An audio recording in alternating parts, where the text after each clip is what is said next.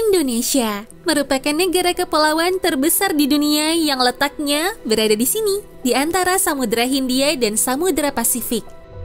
Indonesia merupakan negara kepulauan terbesar di dunia dengan 17.000 pulau yang terdiri dari pulau besar dan kecil.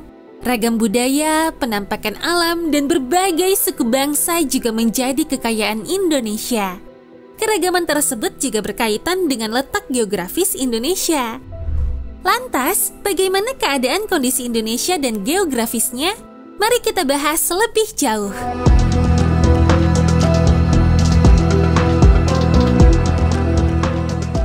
Kepulauan ini biasa disebut dengan Nusantara dan memiliki perbatasan yang ada di daratan dengan 3 negara, antara lain Timor Leste, Papua Nugini, dan Malaysia yang berada di pulau terbesar yaitu Kalimantan. Pulau Kalimantan juga merupakan salah satu dari 2 pulau di dunia yang terbagi menjadi 3 negara, yaitu Indonesia dengan luas daratan 73%, Malaysia dengan luas 26%, dan Brunei Darussalam dengan luas hanya 1%. Indonesia terbagi menjadi 34 provinsi dengan Jakarta yang menjadi ibu kota negara sekaligus kota terpadat yang terletak di Pulau Jawa. Pulau Jawa merupakan salah satu pulau terpadat di dunia, dengan hampir setengah dari jumlah penduduk Indonesia tinggal di pulau ini. Kota-kota lainnya adalah Bandung dan Surabaya yang juga berada di Pulau Jawa. Kota besar lainnya yang berada di luar Pulau Jawa adalah Medan yang terletak di Pulau Sumatera, tepatnya di Sumatera Utara. Beberapa bandara terbesar yang ada di Indonesia antara lain adalah Bandara Internasional Soekarno-Hatta di Jakarta, Bandara Internasional Ngurah Rai di Denpasar, Bali, serta Bandara Internasional Juanda yang berada di Surabaya. Sampai saat ini masih terdapat beberapa argumen mengenai berapa banyak jumlah pulau yang dimiliki oleh Indonesia. Menurut data dari Badan Informasi Geospasial pada tahun 2021, Indonesia memiliki sekitar 17.000 pulau. Jumlah itu berarti ada penambahan 229 pulau jika dibandingkan dengan yang tercatat pada Gazeter Republik Indonesia pada tahun 2020, yaitu 16.771 pulau. Sementara menurut Lembaga Penerbangan dan Antariksa Nasional atau LAPAN, Indonesia memiliki sekitar 18.300 pulau, sedangkan pemerintah Indonesia sendiri mengklaim bahwa ada sekitar 17.500 pulau yang tersebar di seluruh wilayahnya. Oke, dari sini sudah membuat kita bingung ya. Lalu siapa yang salah dan siapa yang benar? Ya, kita sendiri yang bisa menjawabnya. Kita harus bisa merapikan hal ini karena kan data itu menyangkut identitas negara Indonesia di mata internasional. Jika Indonesia memiliki data valid yang bisa dipertanggungjawabkan, itu bisa mempengaruhi kedaulatan di mata internasional. Sehingga Indonesia bisa lebih baik lagi mengembangkan sektor kelautan dan perikanan dibanding yang ada saat ini. Potensi kelautan Indonesia memang masih sangat sedikit yang tergarap. Padahal potensinya sangat-sangat besar. Kita harapkan melalui penelitian ekspedisi kapal bisa membantu untuk memetakan kondisi terkini kemaritiman Indonesia. Dari sekian banyak pulau tersebut, sekitar 8.800 pulau telah memiliki nama dan ada lebih dari 900 pulau yang telah dihuni secara permanen. Meskipun Indonesia disebut-sebut sebagai negara dengan pulau terbanyak, tapi ternyata Finlandia dan Kanada juga memiliki lebih banyak pulau loh. Hanya saja pulau-pulau yang ada di negara tersebut tidak sebesar pulau di Indonesia. Dari ke-34 provinsi yang ada di Indonesia, 5 diantaranya memiliki status sebagai provinsi dengan administrasi khusus, yaitu Aceh, Yogyakarta, Papua, Papua Barat, dan Jakarta yang memiliki status sebagai daerah khusus ibu kota atau DKI. Aceh adalah satu-satunya provinsi yang memberlakukan hukum syariah dan memiliki cukup banyak simpanan minyak. Sementara itu, Yogyakarta merupakan satu-satunya wilayah yang masih diatur oleh monarki prakolonial di mana Sultan Yogyakarta akan bertindak sebagai gubernur secara turun-temurun. Kemudian ada Papua dan Papua Barat yang sebelumnya secara kolektif menjadi satu provinsi bernama Irian Jaya. Tapi di tahun 2003, provinsi ini dibagi menjadi 2 wilayah. Bergabungnya Irian Jaya dengan Indonesia memang memiliki sejarahnya sendiri. Singkatnya, setelah Indonesia memiliki kedaulatan penuh, maka semua wilayah jajahan Belanda akan menjadi bagian dari Indonesia. Tapi ternyata Belanda tetap merasa berhak atas tanah Irian Jaya yang ketika itu masih disebut sebagai Irian Barat. Sampai akhirnya permasalahan ini dibawa ke PBB dan kemudian terbentuk Perjanjian New York. Belanda mensyaratkan agar Indonesia melakukan penentuan pendapat rakyat atau pepera, dan hasil dari pepera kemudian menunjukkan bahwa Irian Barat memilih untuk tetap menjadi bagian dari Indonesia. Dan yang paling terkenal di Indonesia antara lain adalah Monumen Nasional atau Monas, Keraton Yogyakarta, Candi Ratu Boko, Gereja Ayam Magelang, kemudian ada Candi Borobudur yang merupakan salah satu candi Buddha terbesar di dunia. Istana Maimun, Masjid Bawah Tanah Taman Sari, Tugu Katulistiwa, Pura Ulun Danu di Danau Braten, Pura Hutan Monyet Ubud, Gua Gajah, Mumi Asap di Desa Aikima dan Jiwika di Papua, dan Taman Mini Indonesia Indah yang di dalamnya terdapat kumpulan replika dari semua situs terkenal di Indonesia. Indonesia terletak pada apa yang disebut sebagai landasan kontinen prasejarah yang dikenal dengan nama Daratan Sunda. Secara biogeografi, kawasan ini dikenal sebagai Sundaland atau Tanah Sunda. Di zaman es, dataran ini menghubungkan pulau-pulau yang terletak sebelum garis Wallace sampai kemudian es mencair dan mengisi area yang rendah. Yang cukup menarik adalah Indonesia tidak hanya berada di tepat di bagian paling berbahaya dari Ring of Fire atau cincin api, tapi juga terletak di antara 3 lempeng tektonik besar, yaitu lempeng Eurasia, lempeng Pasifik, dan lempeng Indo-Australia dengan puluhan lempeng kecil dan pecahannya seperti lempeng Sunda, Timor, Banda, Maluku, dan sebagainya. Ini membuat Indonesia memiliki lebih dari 400 gunung berapi, lebih banyak dari negara manapun di dunia dengan lebih dari 130 gunung berapi aktif yang menjadikan Indonesia sebagai negara yang paling aktif secara vulkanik di dunia. Hal ini berarti bahwa dalam sehari saja Indonesia mengalami rata-rata sekitar 4 kali gempa bumi setiap harinya. Mulai dari 3 skala Richter yang tidak terasa sampai 6 skala Richter yang mulai terasa, dan kita tidak pernah tahu kapan dan di mana gempa tersebut akan terjadi.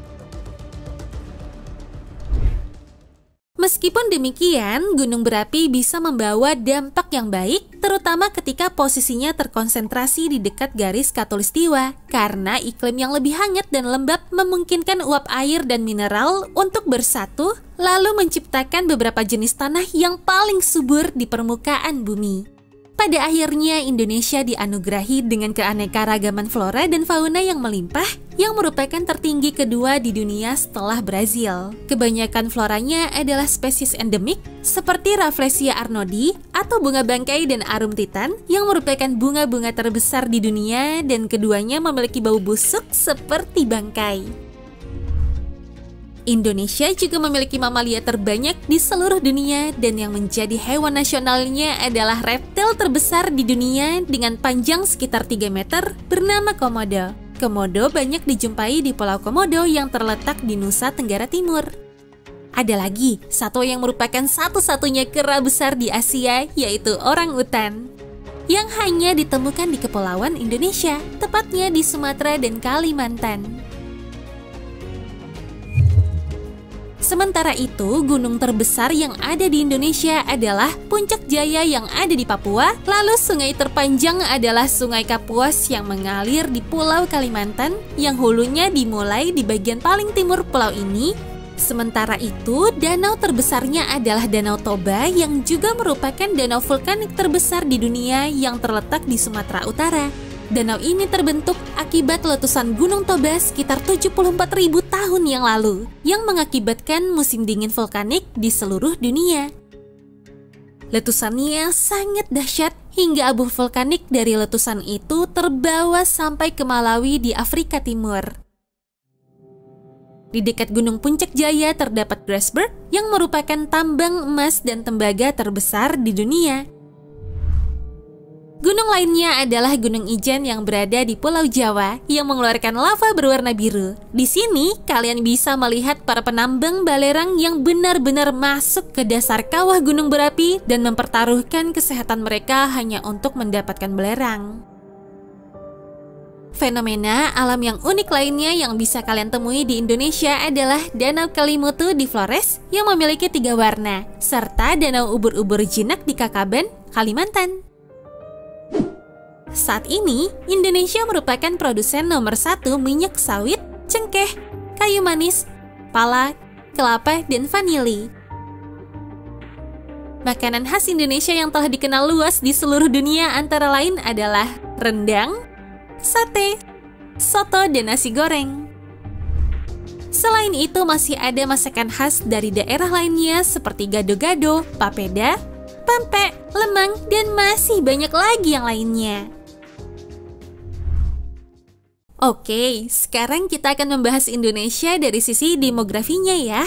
Berdasarkan data Administrasi Kependudukan per Juni 2021, populasi Indonesia ada sekitar 272,2 juta jiwa, di mana 137,5 jiwa adalah laki-laki dan 134,7 jiwa adalah perempuan.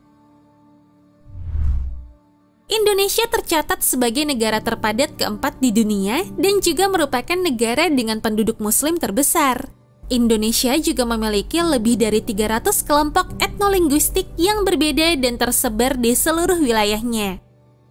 Meskipun demikian, 2 kelompok etnis terbesarnya adalah etnis Jawa sekitar 40%, Sunda sekitar 15%, dan selebihnya adalah kelompok-kelompok etnis yang lebih kecil seperti Batak, Minangkabau, Dayak, Papua, dan lain-lain. Sedangkan sekitar 5% dari keseluruhan kelompok etnis tersebut yaitu ada orang-orang non-pribumi seperti Tionghoa, Arab, India, dan bahkan beberapa orang Eropa. Satu hal yang menyatukan rakyat Indonesia adalah bahasa nasionalnya yaitu bahasa Indonesia. Indonesia juga dikenal sebagai negara tribahasa terbesar di dunia. Karena rata-rata penduduknya bisa menggunakan 3 bahasa berbeda yaitu bahasa Indonesia, bahasa daerah masing-masing, dan juga bahasa Inggris. Karena suku Jawa merupakan mayoritas suku yang ada di Indonesia, maka bahasa Jawa diperkirakan digunakan oleh sekitar 100 juta penduduk di Indonesia yang membuat bahasa Jawa tercatat sebagai bahasa minoritas non-resmi terbesar di dunia. Bahasa Indonesia sendiri secara teknis lebih seperti turunan dari bahasa Melayu. Karenanya orang-orang Indonesia bisa mengerti sekitar 60-70% bahasa negara tetangganya yaitu Malaysia. Perbedaan terbesar terdapat pada kata-kata serapan karena Indonesia mendapat pengaruh bahasa Belanda sejak zaman kolonial. Selain itu, banyak juga kata-kata serapan yang berasal dari bahasa Arab karena mayoritas penduduknya adalah Muslim yang sudah sangat familiar dengan penggunaan bahasa Arab. Sekarang, jika kita ringkas secara berurutan, maka sejarah Indonesia berawal dari Kerajaan Hindu, Kerajaan Buddha, Kerajaan Islam, lalu kedatangan Portugis, kemudian Belanda masuk, Jepang datang selama beberapa tahun dan menghilangkan sejumlah besar populasi. Kemudian kemerdekaan Indonesia yang dilanjutkan oleh kepemimpinan Soekarno, perebutan Papua berlanjut dengan kepemimpinan Soeharto, lalu terjadi era reformasi dan akhirnya sampai di era Presiden Joko Widodo. 6 agama yang diakui di Indonesia adalah Islam, Protestan, Katolik, Hindu, Buddha, dan Konghucu. Sebelum Islam masuk ke abad 13, mayoritas penduduk Indonesia merupakan pemeluk agama Hindu dan Buddha. Sampai saat ini masih terjadi perdebatan tentang bagaimana sebenarnya Indonesia bisa menjadi negara dengan mayoritas Muslim. Sebagian berpendapat bahwa hal ini disebabkan oleh kedatangan pedagang Arab yang datang pada awal milenium pertama, dan sebagian lainnya berpendapat bahwa hal ini berhubungan dengan penaklukan Kesultanan Malaka yang berperang melawan kerajaan Hindu dan Buddha, dan menurut sejarah, kedua hal ini seperti memang benar-benar terjadi. Wilayah dengan mayoritas penduduk beragama Hindu adalah Bali, sementara wilayah Nusa Tenggara Timur dan Papua tetap didominasi oleh agama Kristen dikarenakan penginjilan yang dilakukan oleh Belanda dan Portugal. Budaya Islam di Indonesia sedikit berbeda dengan apa yang ada di Timur Tengah karena ada beberapa tradisi yang hanya dilakukan oleh orang-orang Islam di Indonesia seperti tradisi tahlilan yang dilakukan jika ada anggota keluarga yang meninggal, yang dilakukan sejak hari pertama sampai hari ke-7, hari ke-40, dan hari ke-100. Ada juga tradisi mudik, berkumpul dan berkeliling di malam takbiran menjelang Hari Raya Idul Fitri, di mana perayaan-perayaan semacam ini tidak ditemukan di Timur Tengah. Dalam hal budaya, masing-masing daerah memiliki kebudayaannya sendiri, seperti tari lilin oleh orang-orang Minangkabau, gamelan di Yogyakarta, wayang kulit di Jawa Tengah dan Jawa Timur, sedangkan wayang golek di Jawa Barat. Lalu ada tari kecak di Bali, permainan pasola yang dimainkan oleh orang-orang Sumba, karapan sapi di Pulau Madura, juga tradisi pemakaman di Toraja. Cukup sulit untuk mewakili setiap budaya Indonesia karena ada begitu banyak kebudayaan yang berbeda-beda dari masing-masing daerah. Kita lanjut dengan hubungan internasional Indonesia dengan negara-negara lainnya di dunia ya. Indonesia juga menjadi satu-satunya negara di Asia Tenggara yang menjadi anggota G20, yaitu kelompok negara dengan perekonomian besar yang terdiri dari 19 negara dan Uni Eropa. Negara-negara Muslim di Timur Tengah juga menjalin hubungan baik dengan Indonesia. Selain itu, Indonesia juga menjadi negara dengan jemaah haji terbesar di Mekah, Arab Saudi. Amerika Serikat, Belanda, dan Australia adalah pendukung terbesar non-Asia bagi Indonesia. Selain perdagangan dan bisnis, Amerika juga memiliki peranan besar dalam kemerdekaan Indonesia dan kedua negara ini bekerja sama selama masa Perang Dingin.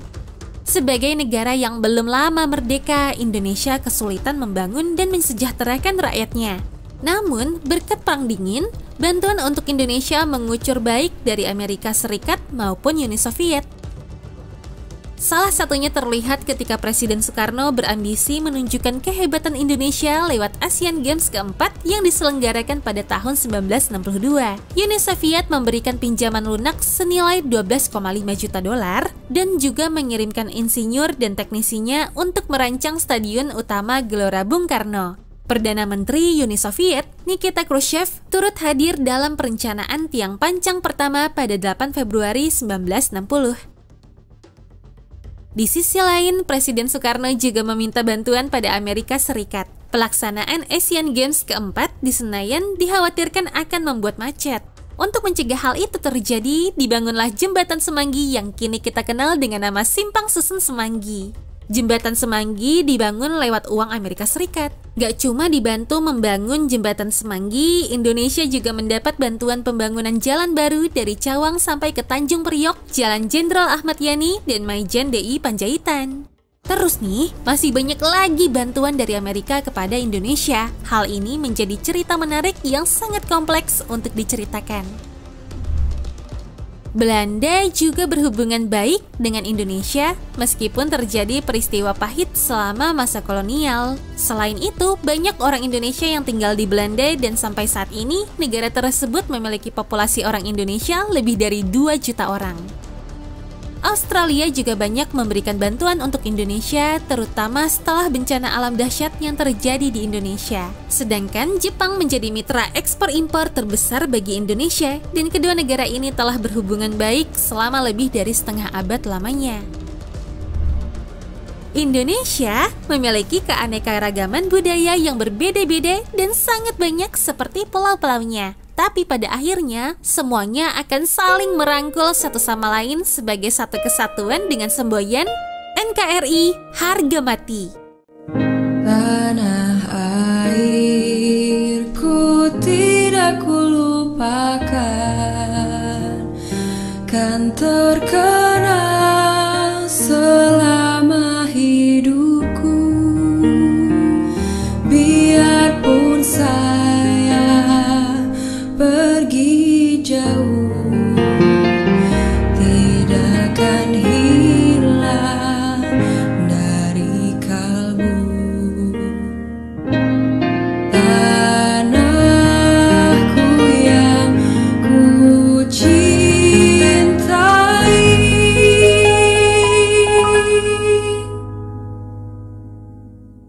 engkau